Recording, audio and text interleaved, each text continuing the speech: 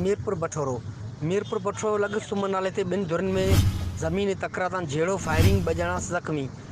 बठोरो लॻ बुकेरा बिरादरी जे माण्हुनि ऐं पंवर बिरादरी जे माण्हुनि में ज़मीन जी तकरार झेड़ो फायरिंग ॿ ॼणा 24 साला सजाद अली बुकेरो 33 साला महरम बुकेरो खे बंदूक जा छेड़ा लॻण सबबि सख़्तु ज़ख़्मी थी पिया, जिन खे फौरी तौर ते इलाक़ाई इस्पताल मीरपुर बठोरो पहुचायो वियो, जिते खेनि शुरूआती तिबी इमदाद ॾिनी वई।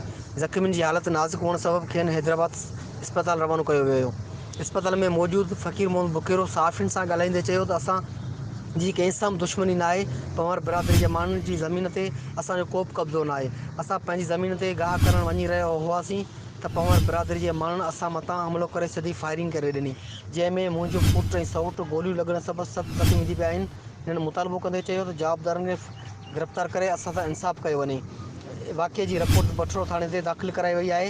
आख़िरी इतलाउनि ताईं का बि गिरफ़्तारी अमल में न अची सघी आहे। रिपोर्ट अशरफ चालियो, शाहीन न्यूज़, मीरपुर बठोरो। पंहिंजी बनीअ ते छोकिरा विया सुबुह जो गाह वढणु कणिक जो लाबारो करणु त पंवर बिरादरी जा माण्हू हुते हथियार बंदि ॿी बनी करियो।